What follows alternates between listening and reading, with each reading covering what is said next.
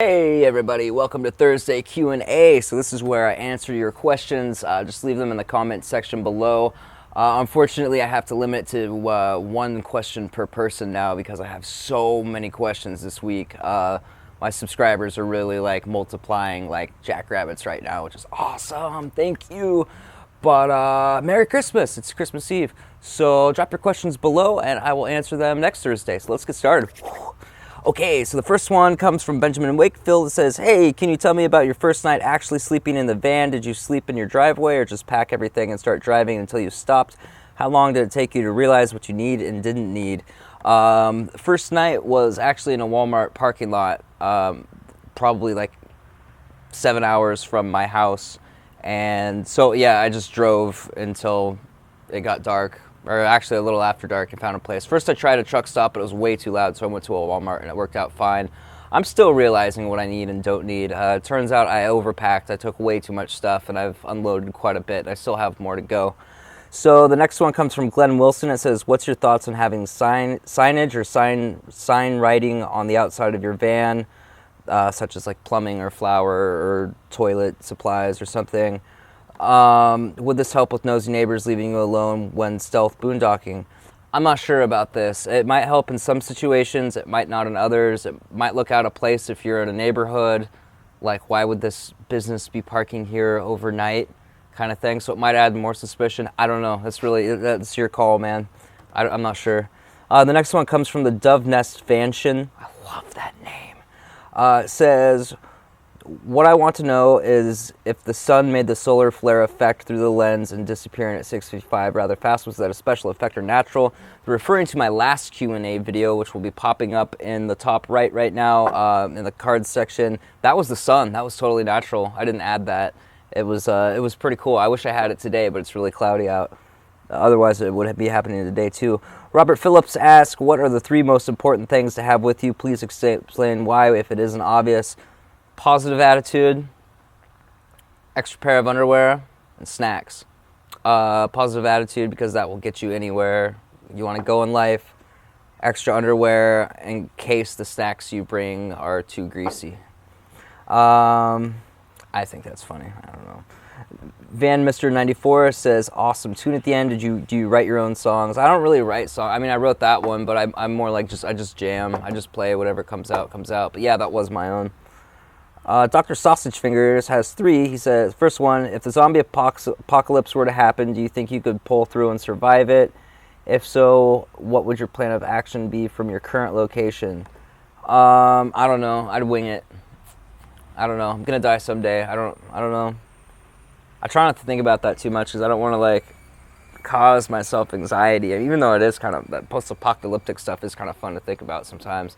I don't know. I think I'd survive a while. I mean, eventually I'm going to die. But as far as what I do here, I don't know. I just trust my intuition. Number 2, what type of food diet would you recommend living in a van in terms of not having a fridge or an oven? I don't know, man. My diet's not the greatest. I'm still learning how to improve it myself. Talk to Will Burson. He knows a lot about diet. He's a avid vegetarian or vegan. I'm not sure which. I don't remember. Sorry, Will, if... I'm not right on one of those, but he knows a lot about diet, and he does really well with that, so he would be a better person to ask. Third one is, do you remember the boomerang joke? Boomerang joke? No. Can you enlighten me? Can you tell me what that is? Because I love laughing, and I'd really like to know. Ricky Lewis says, he has 3 as well. Did you ever take guitar lessons or anything, or did you just kind of teach yourself? I took 2 lessons, I think. And I didn't like it. I didn't like someone telling me what to do. I just wanted to figure it out on my own. That's kind of how I work with everything. So, not really. I just figured it out. Number 2, if you absolutely had to choose a place to settle down, where would it be? I don't know. I don't even want to think about that. I want to think about traveling. I think I'd have places for different seasons. In winter, or summer, I definitely like Salem, Massachusetts. I love it there. Winter, I don't know. I haven't been to New Orleans yet. Still, that's the whole point of this trip, was to go there. But I think probably there, even though I haven't been there. I've got this weird crush thing with New Orleans. And your final one, does your favorite music genre change like every couple of weeks, or is that just me? Definitely not just you. I do that too all the time. I went from classical straight to like gangster rap. Like I started listening to like NWA, and I guess Eminem's kind of gangster. His older stuff is kind of gangster rap. Not really gangster rap, but it's rap. I don't know. I'm still really into Eminem right now for some reason. Green Matter Venus says favorite game, video board game, Clash of Clans. I don't like video games, but Clash of Clans is awesome. I play it all the time, all the time. And any Beatles songs on the guitar? No, I don't play other people's songs. I just jam and let whatever come out, come out. Steve Greason says, I am a quarter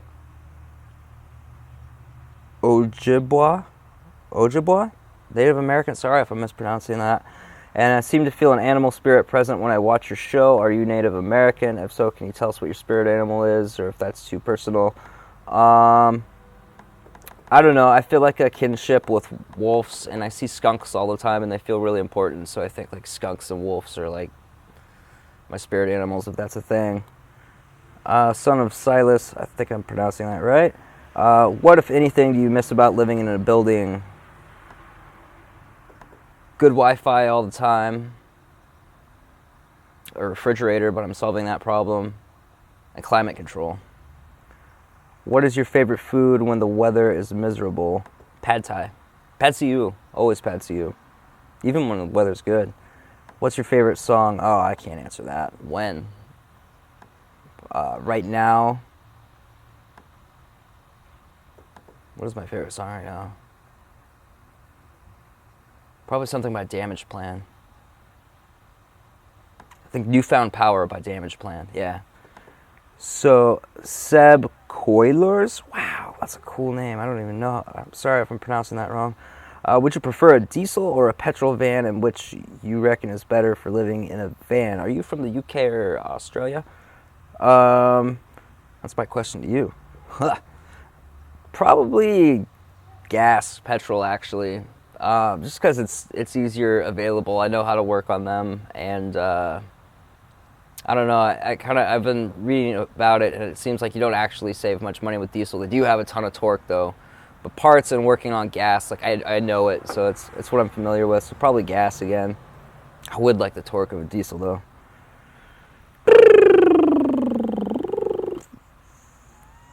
5140. 5140. Was it supposed to be 5150? What's 5140 mean? I know you started on your bike when you decided to do the van thing. Did you know it was the right decision, or was there trepidation without taking a non-traditional approach to living? I guess what I'm wondering is if you needed to take a leap of faith, or if you embraced it from the start. Leap of faith, big leap of faith. My favorite thing in the world was to ride my motorcycle. It was like the best. Like anytime I was in a shitty mood, or something wasn't going my way, or I had any spare time at all, I was out riding, man. I rode that thing all the time, everywhere. I loved it. And to trade my motorcycle, I had a 2003 R6. It was like a badass crotch rocket, man. And to trade it for this minivan, I was questioning my sanity, man, seriously. And to go from like living in like a climate controlled house, with Wi-Fi all the time and bathroom and fridge and everything, straight to living in a van, traveling the country. Like, yeah, dude, that was a leap of faith. Definitely. But I'm glad I did it. I don't regret it at all.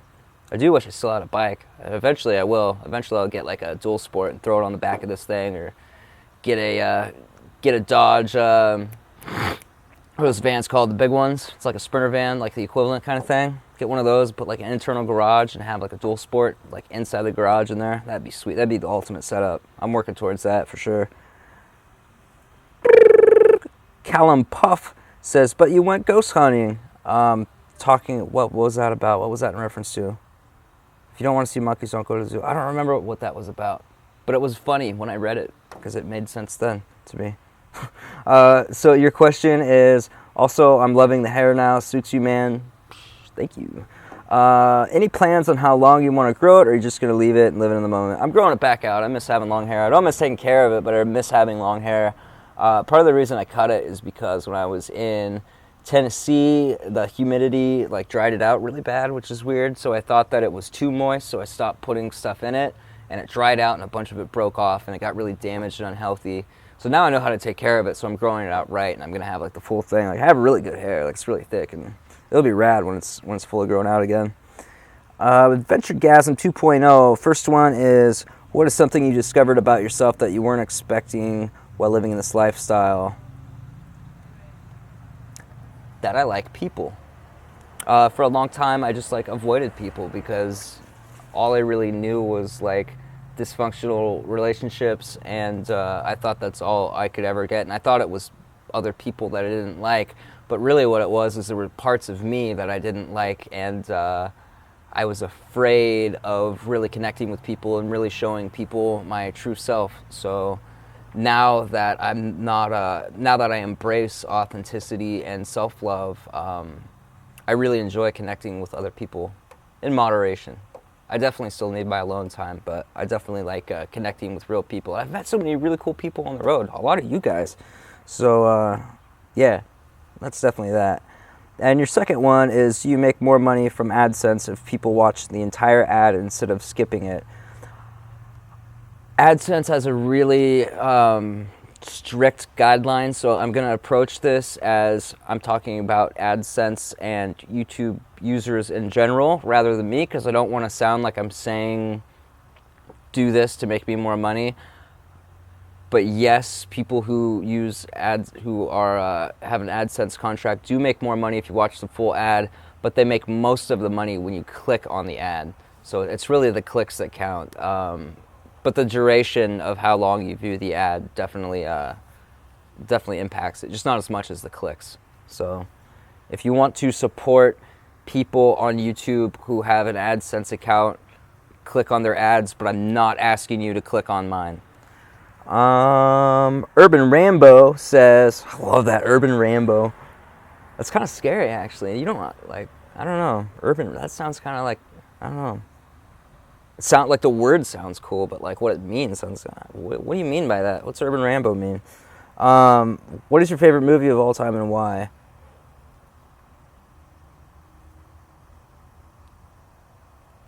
Vanilla Sky, because it questions what is real.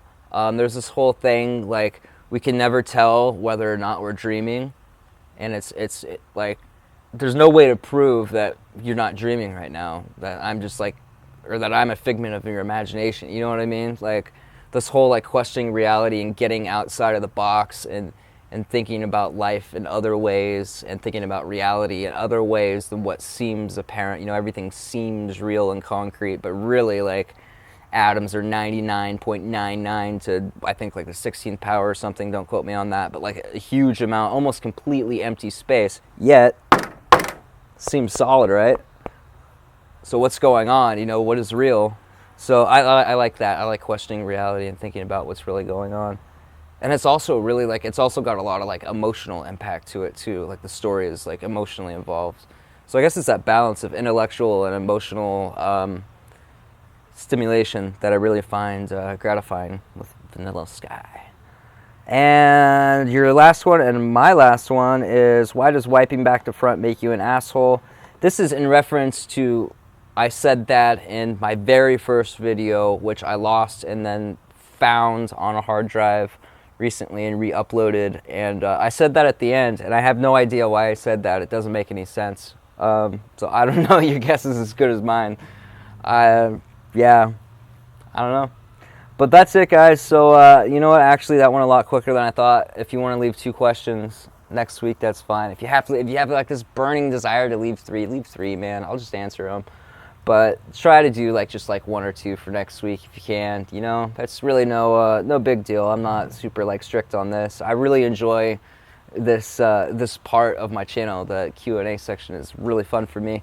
So I hope it's really fun for you too, guys. And Merry Christmas if you do that, and Happy Hanukkah if you do that. Happy whatever day it is. Oh, it's Thursday because Thursday Q&A.